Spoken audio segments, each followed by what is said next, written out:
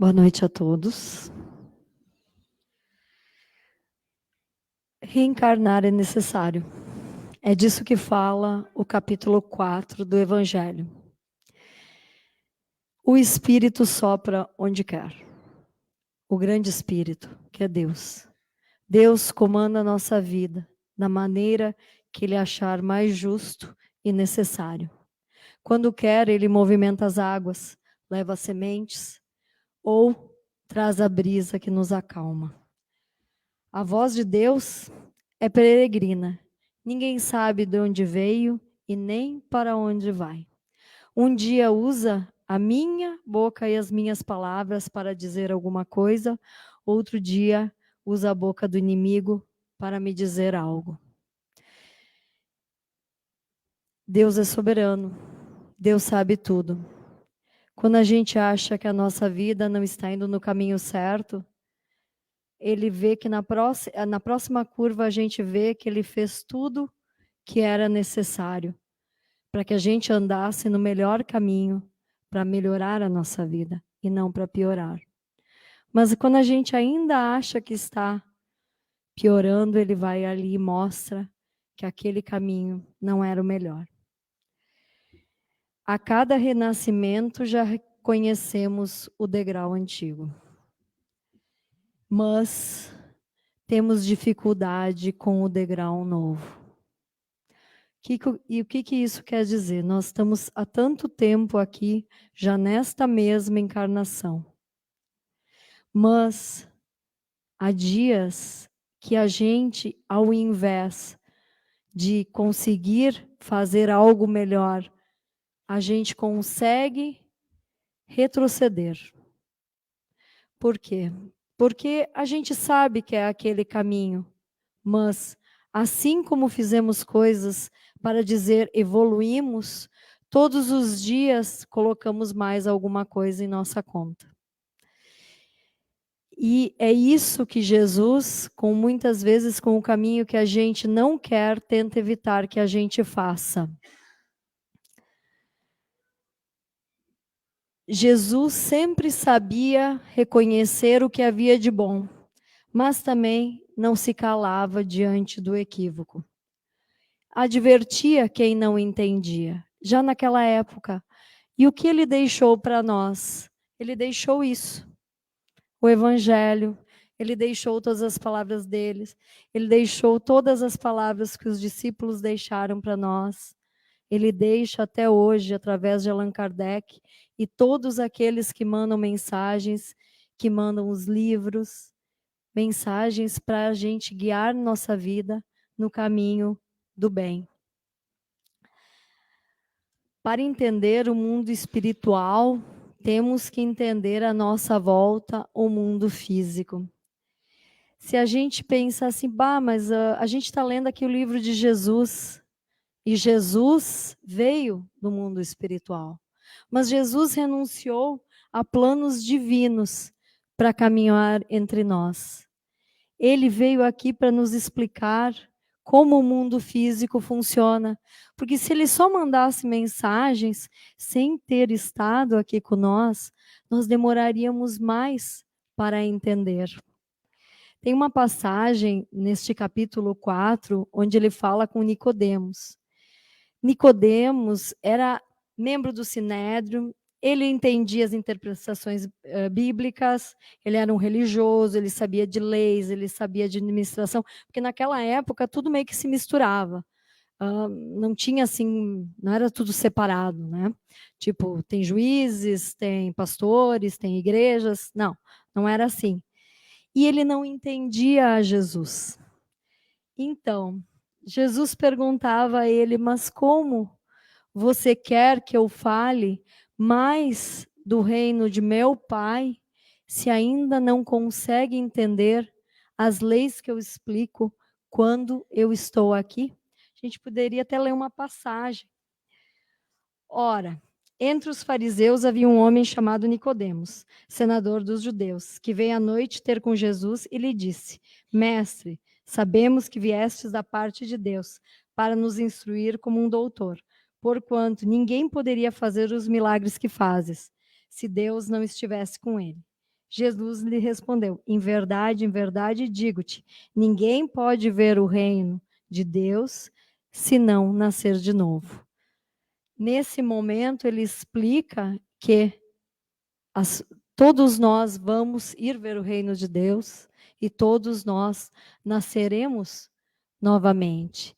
E aí fica bem colocada a reencarnação.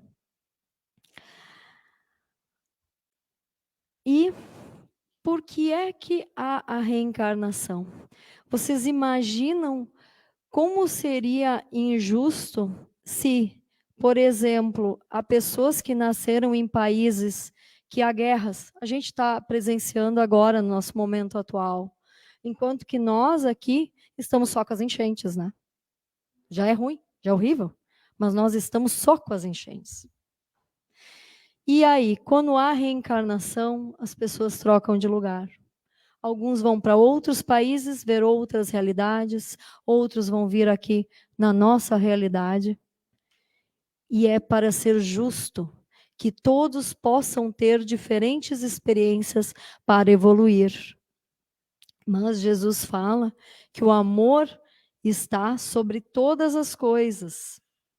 E, por isso, pode haver essa troca de lugares. Eles falavam que os ricos podiam ser pobres, os judeus e os palestinos podiam trocar de lugar. Então, porque a reencarnação, naquela época, é tão interessante que eles colocam que a reencarnação era só para alguns. Eles entendiam que era só para os profetas. Os profetas poderiam reencarnar. E Jesus vem explicar que a reencarnação não é só para alguns. A reencarnação é para todos nós podermos ter a oportunidade de nos melhorarmos, que não são só alguns escolhidos. E essa reencarnação está a serviço do amor de Deus. Mas a gente não pode só raciocinar e entender que existe a reencarnação. A gente precisa sentir. Porque é através dos sentimentos que ocorre a evolução da gente. E ele diz isso porque assim, ó, nada é como um relógio. A gente acha, não, mas eu venho aqui, eu faço tudo e eu vou evoluir. Não. Se não houver sentimentos, é aquilo que eu falei antes. Todos os dias a gente está cumprindo, deixando uma dívida para trás e arrecadando outra se a gente não cuidar. Não está no automático. Por isso que esse amor é tão imprescindível, que o sentimento é tão imprescindível. Porque quando estamos agindo com amor, certamente nós vamos fazer algo melhor.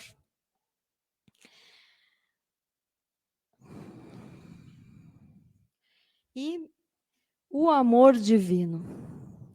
Quando nós pensamos em Deus, nós pensamos naquelas situações que que a gente acha que deu errado, a gente acha que Deus não está nos vendo, que Deus não nos trata com esse amor divino. Não, o amor divino atua, intervém, redireciona e nos envolve.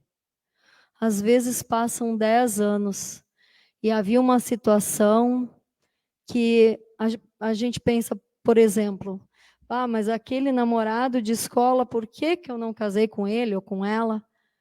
Passa-se, sei lá, mais 5 anos, encontra a pessoa da sua vida e depois de 10 encontra aquele namorado. Mas você vê que ele não se tornou nada daquilo que você se tornou. E daí a gente acha que Deus não nos agiu com amor divino naquele dia que um desceu do ônibus sem saber e o outro ficou bravo. A gente acha que não, mas Deus atua em todos os momentos. E estamos aqui para evoluir, para progredir. Mas não podemos entrar na casa do progresso pelo telhado. A gente tem que entrar pela porta da frente. Muitas vezes acontece até nos centros espíritas as pessoas que pregam a reencarnação. Todos nós aqui, quem vê, quem lê livros, quem lê Chico Xavier, a gente entende que existe a reencarnação. Mas muitos nem acreditam que existe uma alma, que nós somos um espírito. Então, nós precisamos acreditar em reencarnação, acreditar que somos um espírito imortal e que vamos vir aqui várias vezes. E muitas vezes, nesse não acreditar, as pessoas acreditam em tudo que está aqui, mas elas não sentem, elas agem como ateus. Quando vai na hora de dizer, não, eu sinto que Deus vai fazer por mim, elas murcham. E daí muitas vezes as coisas não acontecem, porque elas não sentem com o coração o quanto Deus está presente. E é isso que a gente precisa buscar na nossa vida. E o renascimento da gente é diário. De noite, tudo aquilo que a gente aprende vai para o nosso inconsciente, para no dia seguinte aplicarmos cada vez melhor. Pois a reencarnação vai nos condicionando a termos esses valores dentro de nós. A gente vai trazendo de uma vida para outra vida, para outra vida. Aí às vezes a gente se pergunta assim, tá, mas eu tenho tanta dificuldade de acreditar, mas o meu vizinho, ou mesmo nós, os colegas aqui, tem um colega que tem muito mais facilidade. É porque ele já fez uma outra caminhada nas outras vidas. Isso é interessante, que a gente entenda que cada um tem a sua caminhada e que não podemos parar.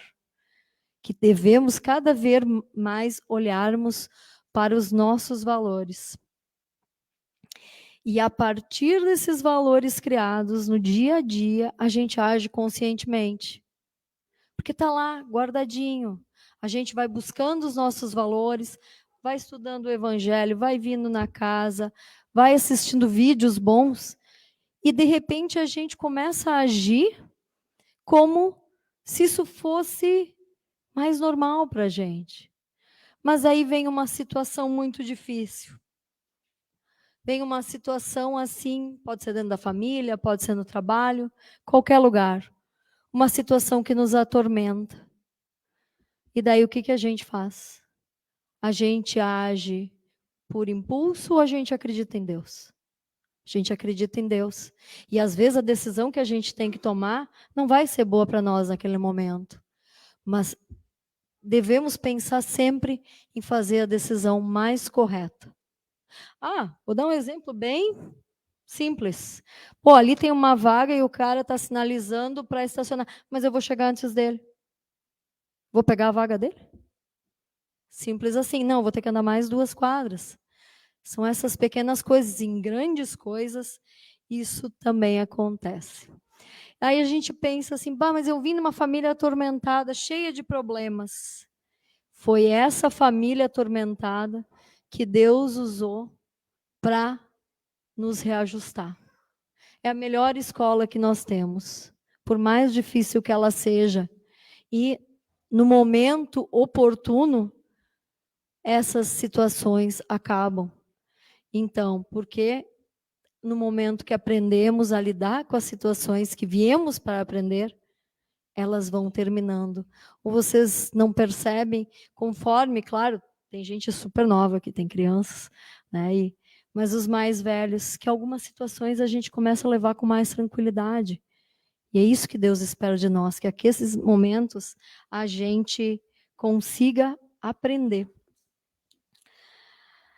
Hoje eu sou quem eu fui ontem, mas hoje eu vou gerar quem eu serei amanhã. Então, qual é? A gente vai colocar um grão sujo no nosso livrinho, ou a gente vai procurar uma pedrinha bem limpa para dizer que aquilo a gente colocou no nosso dia a dia? O que a gente quer? Alguma coisa que a gente não quer mais olhar? Ou alguma coisa que a gente quer ver? E tudo que eu fizer, eu vou receber de mim mesma. É um processo de justiça, né? É um processo da ação e reação. E como é que a gente faz se a gente não é acostumado a ler o Evangelho, se a gente está começando a vir na casa?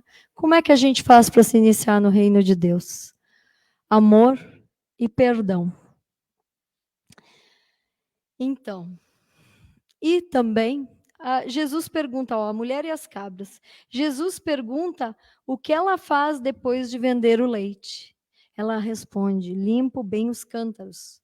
Bom, então, de nada adianta o amor e o perdão entrarem se não limparmos a ferrugem do egoísmo.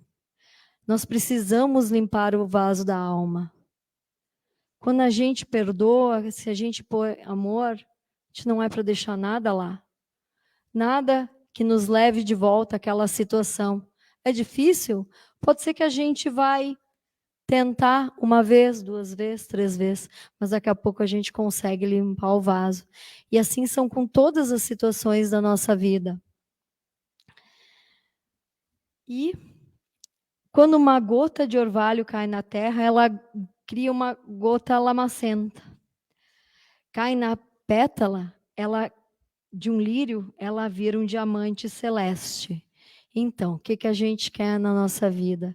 Que a gente derrame as nossas verdades que criam uma coisa lamacenta que a gente não queira olhar, ou a gente quer que vire tudo muito claro e que a gente leve cada vez melhor adiante.